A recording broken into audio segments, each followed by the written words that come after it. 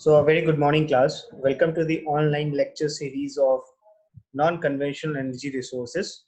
So, in this lecture, we'll talk about the thermoionic effect. In previous lecture, we have talked about the thermoelectric effect, its principle as well as its construction part and its different types with its advantages and disadvantages, including the future scope also. So, in this lecture, we'll study about the thermoionic effect. So let us have a look at the thermoionic effect through a PPT. So I will share you the PPT for this thermoionic effect, and we'll start with the introduction part. Right. So before starting the lecture of the thermoionic effect, we should start this lecture with a question that what is thermoionic power converter? Okay. What is the basic principle behind the working of the thermoionic power converter?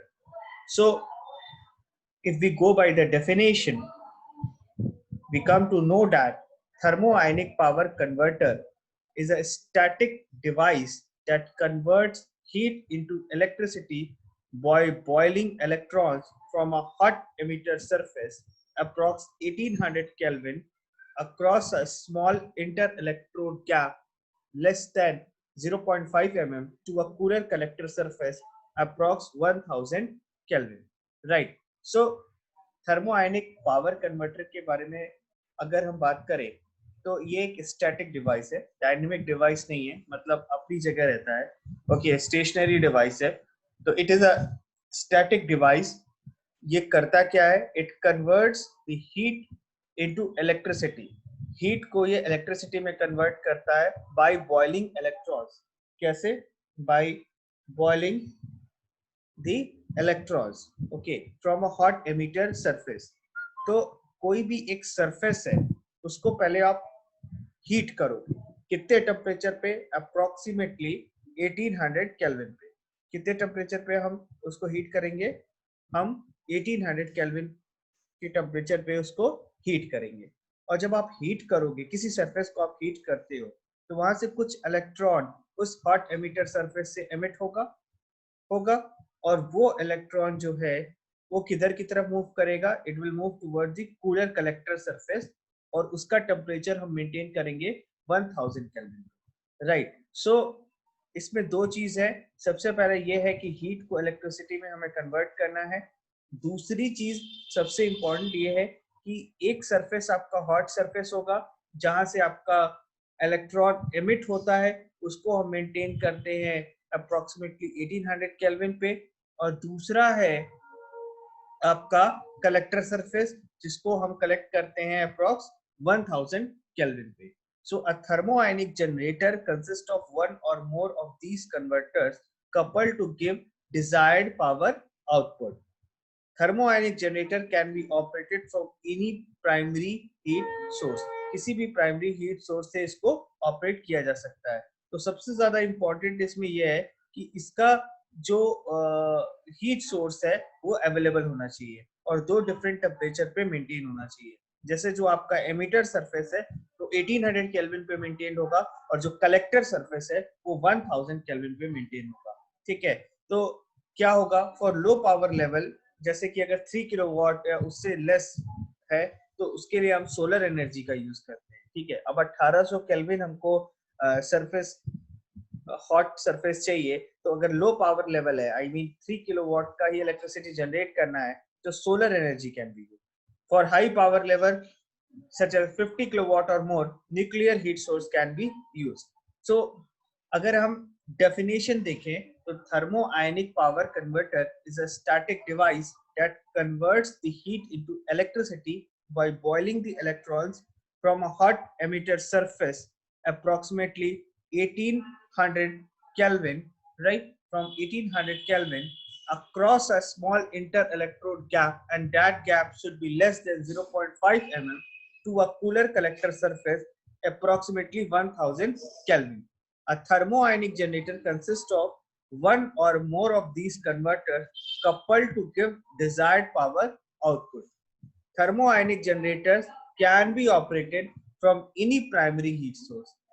For low power level such as 3 kilowatt or less, solar energy can be used, and for high power level, that is 50 kilowatt, nuclear heat source can be used. Now अब इसकी history के बारे में देखते हैं, ठीक है, कि इसका डेरिवेशन कहाँ से हुआ, कब डिराइव किया गया और कैसे इसकी हिस्ट्री इवॉल्व की, ठीक है। तो अगर इसकी हिस्ट्री थोड़ी सी हम देखते हैं तो हमें ये पता चलता है कि 1883 Edison discovered release of electron from a hot body, ठीक है। अब हॉट बॉडी से इलेक्ट्रॉन का रिलीज होता है, ये कब डिस्कवरी की गई? ये 1883 में एडिसन ने डिस्कवर किया, ठीक है। इन 1883 Edison discovered release of electron from a hot body. Then coming in 1904, Fleming invented thermoionic diode rectifier. तो 1904 में फ्लेमिंग ने thermoionic diode rectifier का इन्वेंशन किया। फिर in 1915 Schlichter proposed the thermoionic conversion. After 1950 serious research on this began. मतलब 1883 से start होता है और 1950 के बाद इस पे कुछ काम करना स्टार्ट किया जाता है, ठीक है। अब हम देखते हैं कॉमन कंपोनेंट्स कि एक थर्मोआयनिक कन्वर्टर के क्या क्या कॉमन कंपोनेंट्स हो सकते हैं, ठीक है। तो ये आपका एक टिपिकल ऑपरेटिंग रेजिम है जो कि एक आपका कोल्ड कलेक्टर कंसिस्ट करता है और हॉट एमिटर कंसिस्ट करता है, राइट। तो एक हमारे पास हॉट एमिटर है और दूसरा कोल्ड कलेक्टर है, और ये किसके बीच में है? वैक्यूम और वेपर के बीच में, राइट। सो आपका हीट सोर्स प्रोवाइड करते हैं, वहां से आपका इलेक्ट्रॉन एमिट होता है और आपका कोल्डर सरफेस पे जो है वो स्टोर होता है या तो कलेक्ट होता है, ठीक है। तो ये है आपका बेसिकली इसका डिफरेंट हमें देख सकते हैं thermoionically emitted electron, space charge neutralizing ions, the hot emitter, heat source, cathode, electrical feed through, okay, electrical load, enclosure, anode, heat sink, cold collector, vacuum or vapor, and inter electrode space, right। Typical operating regime की अगर हम बात करें तो emitter temperature है 1600 to 2000 kelvin, okay. Collector temperature है 800 to 1100 kelvin. Electrode efficiency है up to 20%। Power density है 1 टू 10 वाट पर सेंटीमीटर स्क्वायर। अब मटेरियल्स की बात करते हैं तो emitter material, collector material, insulator material और इलेक्ट्रोड एटमॉस्फेयर। तो एमिटर मटेरियल में कौन कौन से मटेरियल है ये दिया हुआ है। कलेक्टर मटेरियल में इसमें आपका NB और MO का यूज करते हैं। इंसुलेटर मटेरियल में Al2O3, okay, and electrode atmosphere ये भी आपको इतने पे मेंटेन करना होगा। अब important aspects to be consider, ठीक है। तो इम्पॉर्टेंट एस्पेक्ट्स में आता है the cathode must emit an abundant supply of electron.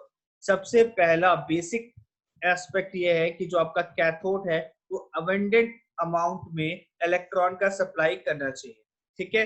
दूसरा है evaporation of atom from cathode should be negligible. दूसरी चीज है कि जो एटम्स इवापोरेट हो जाते हैं कैथोड से वो नेग्लिजिबल फॉर्म में होना चाहिए। तीसरा है electronic space charge built up in the inter electrode spacing must be eliminated, right. अब देखते हैं classification. Classification according to methods of neutralization space charge. पहला है वैक्यूम क्लोज स्पेस और दूसरा है caesium gas filled, okay. So दोनों को अगर हम डिफाइन करें तो पहला आता है vacuum close converter. Vacuum close converter में देखते हैं क्या होता है। Has been under extensive research since 1957, okay. Physically spacing of 0.005 inch और less is maintained between the anode और कैथोड। तो कितनी स्पेसिंग होनी चाहिए एनोड और कैथोड के बीच में? फिजिकल स्पेसिंग 0.005 इंच या उससे भी कम, ओके। तो इससे क्या होगा? Will have engineering difficulty. और इसकी लाइफ टाइम कितनी है? Only for 40 hours, right. अब देखते हैं caesium gas field. Caesium gas is filled between anode and cathode. वो कौन सा था? उसको एनोड और कैथोड के बीच में हम क्या कर रहे थे? वैक्यूम क्लोज स्पेस कन्वर्टर था। अब क्या है? सीजियम गैस फील्ड है। Caesium gas is filled between anode and cathode anode और कैथोड के बीच में हम क्या करते हैं, सीजियम गैस को फिल करते हैं।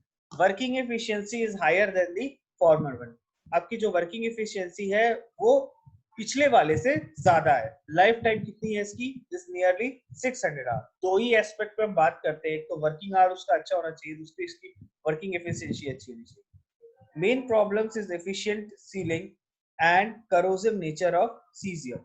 इसका सबसे बड़ा प्रॉब्लम क्या है, इसकी एफिशिएंट सीलिंग और corrosive nature of caesium, right. Now coming to the advantages. Advantages अगर हम बात करें थर्मोआयनिक की, तो इसमें है कि rotating equipment is not employed. किसी भी तरह का रोटेटिंग इक्विपमेंट एम्प्लॉय नहीं किया जाता है। Liquid vapour phase problems do not exist, और liquid vapour phase problem exist नहीं करता है इसमें। Separators for fluids are not required, ठीक है, फ्लूइड के लिए सेपरेटर की कोई रिक्वायरमेंट नहीं होती है इस केस में। देन आगे देखते हैं, frictional losses due to bearings not present. Okay, so जो फ्रिक्शनल लॉसेस होता है बियरिंग की वजह से वो प्रेजेंट नहीं होता है, ठीक है। डिसएडवांटेज में क्या क्या है, individual converters are low voltage high current device. सबसे पहली प्रॉब्लम, जो आपका इंडिविजुअल कन्वर्टर है उसके लो वोल्टेज होती है और हाई करंट डिवाइस होती है, ठीक है। अ large number of converter must be sequentially arrange. अब जब लो वोल्टेज होगा तो क्या होगा, अनडाउटेडली हमें एक लार्ज नंबर ऑफ कन्वर्टर को सीक्वेंसली अरेंज करना पड़ेगा to obtain the useful voltage, okay. And the third one is power losses in converters can seriously cut the useful power output, okay। तो ये है आपका इसका डिसएडवांटेज। एप्लीकेशन की बात करते हैं, तो ये है आपका इसका एप्लीकेशन का स्कीमेटिक डायग्राम, राइट।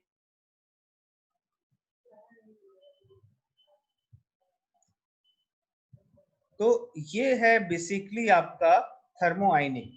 थर्मोआयनिक के बारे में हमने जो आज देखा, एक बार हम थोड़ा सा उसको रिवाइज करने की कोशिश करेंगे कि थर्मोआयनिक बेसिकली है क्या। तो अगर हम थर्मोआयनिक की बात करें, तो थर्मोआयनिक स्टार्ट होता है इस इंट्रोडक्शन से कि ये एक स्टैटिक डिवाइस है। ये एक स्टैटिक डिवाइस है जो हीट को इलेक्ट्रिसिटी में बॉइलिंग इलेक्ट्रॉन के थ्रू कन्वर्ट करता है, ठीक है। पहले तो बात तो आप ये जानो कि ये एक डिवाइस है जो हीट को इलेक्ट्रिसिटी में कन्वर्ट करता है, ठीक है, ये क्लियर हो गया। अब वो हीट कहाँ से आएगा, जो आपका बॉइलिंग इलेक्ट्रॉन्स है वो एमिट होता है हॉट एमिटर सरफेस से। तो वो हॉट एमिटर सरफेस कितने टेम्परेचर पे मेंटेन होना चाहिए, 1800 केल्विन पे, ठीक है, और across a small inter electrode gap, ठीक है। और कूलर कलेक्टर सरफेस कितना होना चाहिए, 1000 केल्विन पे मेंटेन होना चाहिए। अब थर्मोआयनिक जनरेटर है वो, इट कंसिस्ट ऑफ वन और more of these converters coupled to give desired power output, ठीक है।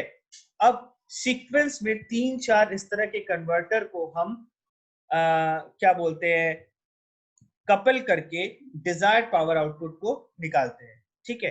Thermionic generators can be operated from any primary heat source. जितने भी आपके प्राइमरी हीट सोर्स है उससे इस थर्मोआयनिक जनरेटर को ऑपरेट किया जा सकता है। जैसे सोलर एनर्जी है, न्यूक्लियर एनर्जी है। अब सोलर एनर्जी का कब यूज करेंगे और न्यूक्लियर एनर्जी का कब यूज करेंगे, जब हमको लो पावर लेवल की जरूरत होगी, जैसे 3 किलोवाट या उससे कम, तो सोलर एनर्जी यूज होती है। और हाई पावर जब पे हम जाते हैं, जैसे 50 किलोवाट और मोर, तब nuclear heat source can be used. तो ये समझ आ गया कि थर्मोआयनिक कौन सा डिवाइस है, ठीक है, और थर्मोआयनिक से हम इलेक्ट्रिसिटी कैसे कन्वर्ट करते हैं, राइट, और कौन से हीट सोर्स की हमें जरूरत होती है दोनों केसेस में, लो पावर लेवल में और हाई पावर लेवल में, ठीक है।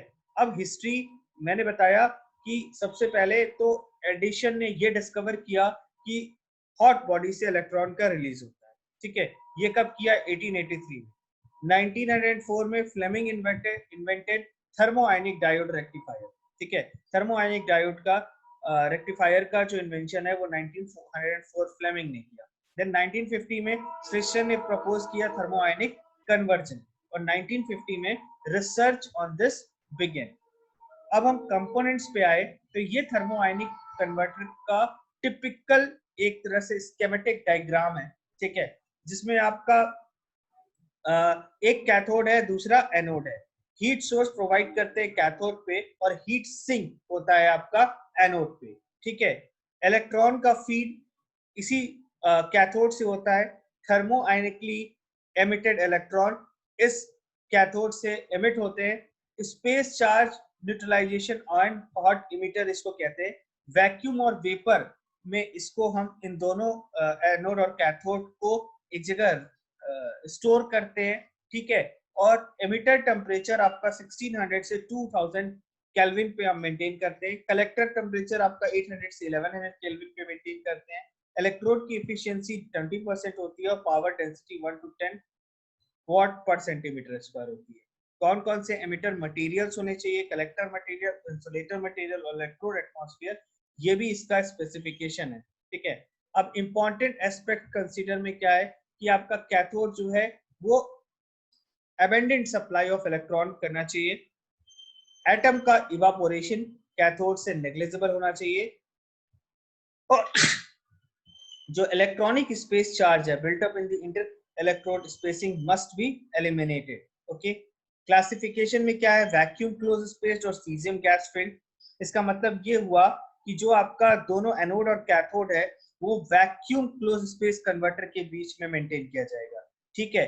इस पे एक्सटेंसिव रिसर्च चल रहा है सिंस 1957 और फिजिकली एनोड और कैथोड के बीच में 0.005 इंच या उससे भी कम फिजिकल स्पेसिंग को मेंटेन करना है।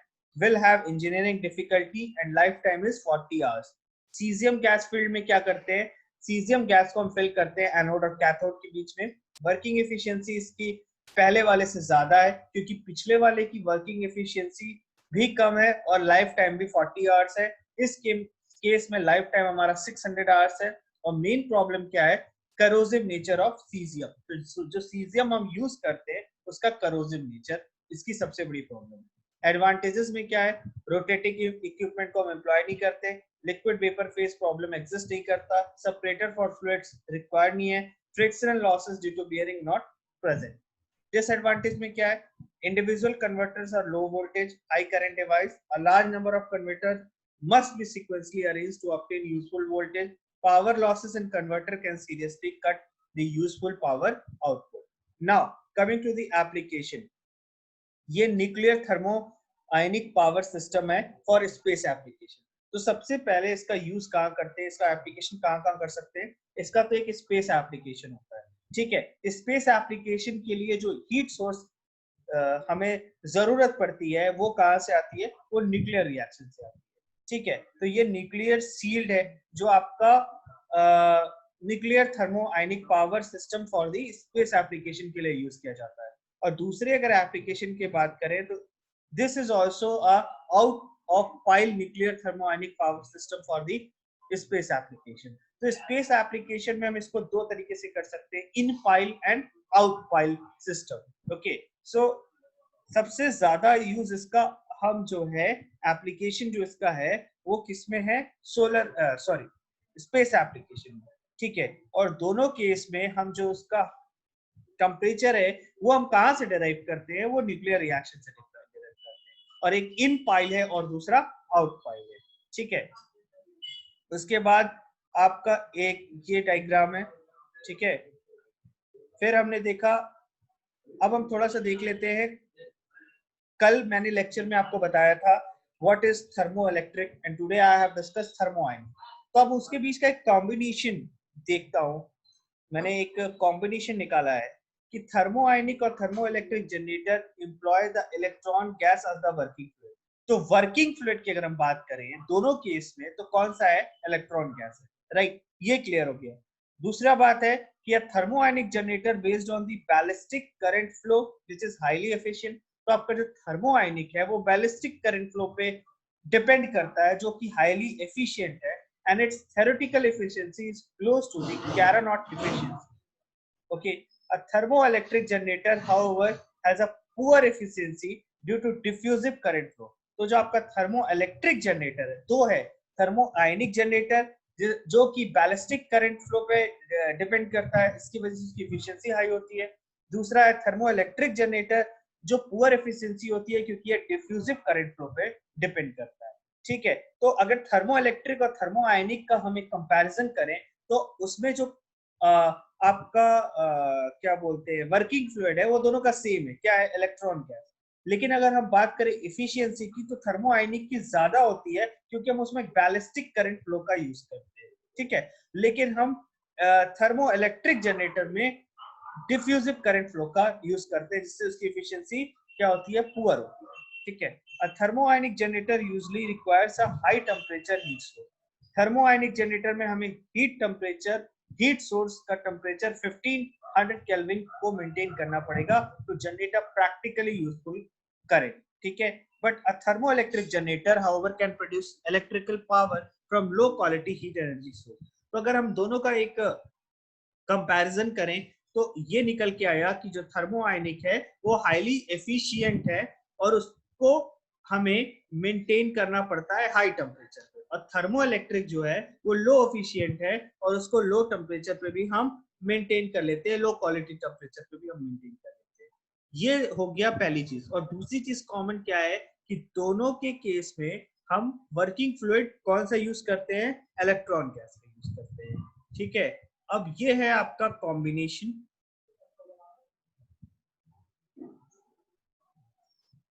So this is all about the thermoelectric. Okay, so thermoelectric is a static device that converts the heat into electricity. Okay, और इसके लिए हमें टेम्परेचर कितना मेंटेन करना है, 1200, राइट। तो आपका हॉट सरफेस क्या करता है, इलेक्ट्रॉन को एमिट करता है, ठीक है।